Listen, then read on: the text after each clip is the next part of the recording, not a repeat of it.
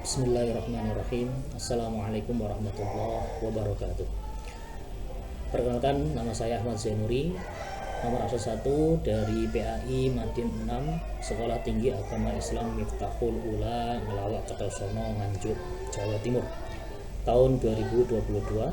Pada kesempatan kali ini akan kami bahas tentang perbandingan pendidikan di Indonesia dan di Jerman.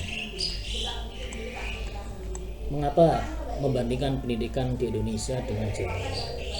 Pertama, kita bahas tentang kualitas pendidikan. Berdasarkan data yang dipublikasi oleh World Population Review tahun 2021, Indonesia ini ada di peringkat ke-54 dari 78 negara yang masuk dalam pemeringkatan tingkat pendidikan dunia. Sedangkan di Jerman, ini posisinya berada di peringkat ketiga terbaik di dunia setelah Amerika dan Britania Raya. Kemudian tujuan pendidikan, dari segi tujuan pendidikan di Indonesia mengembangkan potensi peserta didik agar menjadi manusia yang beriman dan bertakwa kepada Tuhan Yang Maha Esa, berakhlak mulia, sehat, berilmu, cakap, kreatif, mandiri, dan menjadi warga negara yang demokratis serta bertanggung jawab sesuai dengan Undang-Undang Nomor 21 Tahun 2003. Sedangkan di Jerman, masalah pendidikan adalah tanggung jawab negara, dan masalah pendidikan terletak pada kekuatan politik para guru, orang tua, siswa, mahasiswa sebagai kelompok yang langsung terlibat untuk menentukan keadaan pendidikan serta perubahan mental dan juga sistem pendidikan yang ada di lembaga masing-masing. Apa yang akan kita bandingkan pada kesempatan kali ini? Yang pertama, kita akan membandingkan tentang alur pendidikan, bagaimana struktur dan jenjang pendidikan kedua negara, kemudian biaya pendidikannya bagaimana, diupayakan negara atau mandiri, istilah sekolah unggulan ada atau tidak di Indonesia dan di Jerman, kemudian wajib belajarnya bagaimana, what's next, apa setelah wajib belajar itu, apa yang dilakukan setelah melewati wajib belajar, sistem kelasnya, apa beda antara kedua negara.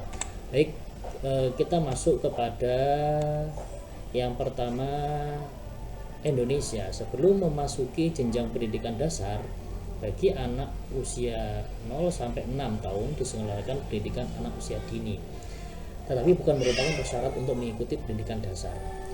Pendidikan anak usia dini pada jalur pendidikan formal berbentuk taman kanak-kanak ini ada di Indonesia, ada TK, ada RA atau bentuk lain yang sederajat. Sedangkan di Jerman, mengutip situs web PAUD bahwa pemrakarsa jenjang pendidikan anak usia dini adalah Friedrich Wilhelm August Froebel pada tahun 1840 di Blankenburg, Jerman.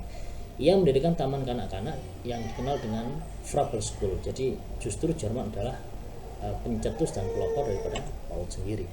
Kita bahas yang pertama tentang perbedaan dari segi alur pendidikan. Indonesia, pendidikan dasar ditempuh dalam waktu 6 tahun.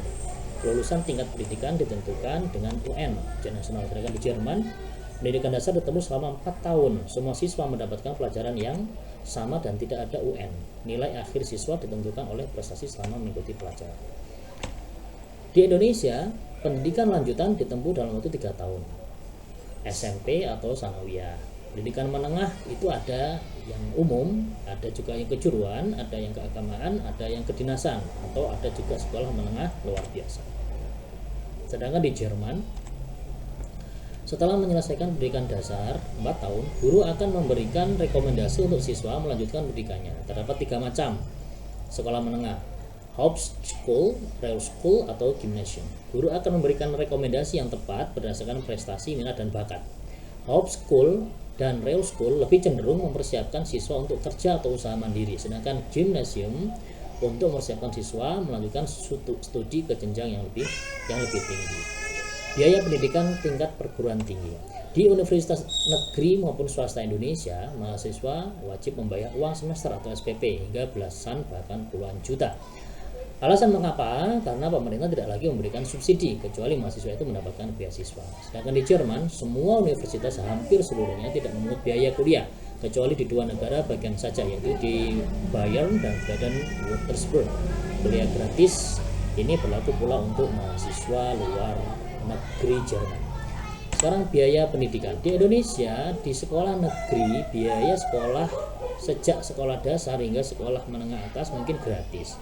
Bahkan siswa yang dirasa kurang mampu dalam segi ekonomi bisa menamatkan pendidikannya di SMA, namun bagi yang sekolah di swasta semuanya bayar. Pada saat SMA, siswa memang akan dipungut biaya per bulan, itu pun cukup terjangkau karena sekolah negeri di Indonesia telah mendapatkan subsidi dari pemerintah. Sedangkan di Jerman, biaya sekolah gratis berlaku sejak sekolah dasar hingga perguruan tinggi. Dari segi istilah sekolah unggulan di Indonesia, sekolah sudah ada kelas dan kualitas dari sekolah yang berbeda-beda. Seolah-olah sudah ada kelas dan kualitas dari sekolah yang berbeda-beda. Tahun 2019 telah dimulai usaha meratakan kualitas sekolah. Hal ini dimulai dengan adanya sistem zonasi pada penerimaan siswa baru di SMP ataupun SMA. Sedangkan di Jerman, istilah sekolah unggulan tidak ada di Jerman karena kualitas setiap sekolah sudah disamakan mulai dari fasilitas, guru, dan kemampuan siswanya. Hal ini sudah terjadi selama bertahun-tahun. Wajib belajar what's next. Apa yang akan dikerjakan oleh siswa setelah dia melaksanakan wajib belajar. Di Indonesia, setelah wajib belajar 9 tahun, siswa Indonesia kebanyakan melanjutkan ke jenjang lebih tinggi seperti SMA dan SMK. Sedangkan di Jerman, setelah wajib belajar dalam usia kurang lebih 15 tahun, kebanyakan dari mereka lebih memilih magang selama 3 tahun. Bukan hanya mendapatkan pengalaman kerja, siswa juga mampu mendapatkan gaji selama menjalani magang tersebut. Dari segi sistem kelas, jumlah kelas per kelas maksimal 25 orang dengan model susunan meja berbentuk U. Ada seperti digambar seperti itu sejajar. Ini kebalik ini. Jumlah siswa per kelas sekitar 30-50 orang ini di Indonesia. Nah, itu salah. Sebenarnya di Indonesia itu 40-30, sedangkan di Jerman itu hanya 25 orang berbentuk U, sedangkan di Indonesia itu 30-50 orang dengan model sejajar. Nah, itu gambar yang Jerman berbentuk U ya. Kemudian waktu sekolah dimulai jam 7 kalau di Indonesia, bahkan ada yang mulai jam setengah 7 ya kan, sedangkan di Jerman dimulai jam 8. Seragam wajib berseragam sesuai tingkatan dan sesuai kebijakan sekolah. Sedangkan di Jerman tidak diwajibkan seragam, bahkan di gimnasium tidak berseragam sama sekali. Kualitas guru di Indonesia, standar guru tingkat menengah idealnya minimal S1 walaupun ada yang lebih rendah dari S1. Sedangkan di Jerman, standar guru tingkat menengah minimal diplom atau program S1 S2 yang digabung.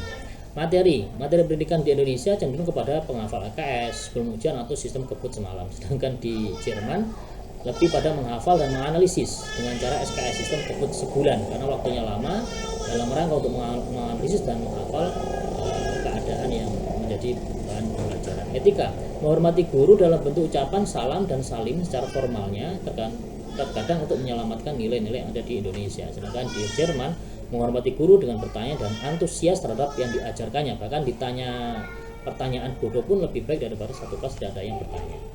Kesimpulannya, pendidikan di Indonesia dan di Jerman walaupun memiliki perbedaan yang signifikan, tapi terdapat juga persamaan dengan istilah yang berbeda. Baik di luar maupun di dalam negeri terdapat ilmu yang positif tergantung kita yang menjalankan untuk kedepannya. Saran, pengawasan pemerintah terhadap sistem pendidikan tidak hanya anggaran, tapi mutu, sarpras, dan perluasan kesempatan belajar di jenjang perguruan tinggi. Pemerintah harus lebih mengoptimalkan pengawasan tersebut. Harmonisasi dan kerjasama antara unsur-unsur pendidikan di setiap lembaga harus diperkuat, tentunya dengan pengawasan dari atas ke bawah sampai jenjang tingkat dasar maupun di desa-desa. Profesionalisme peningkatan mutu pendidikan akan dapat terlaksana jika kemampuan dan profesionalisme pendidik juga ditingkatkan. Maka perlu adanya peningkatan pada profesionalisme pendidik, apalagi di era 4.0 ini perlu seorang pendidik juga mengetahui teknologi dan informasi, mengikuti perkembangan zaman maupun perkembangan teknologi yang berkembang pada era sekarang ini. Demikian presentasi dari kami tentang perbandingan pendidikan di Indonesia dengan di Jerman. Terima kasih. Mari kita tutup dengan baca alhamdulillahirabbil alamin. Billahi taufiq wal hidayah wal inayah. Assalamualaikum warahmatullahi wabarakatuh.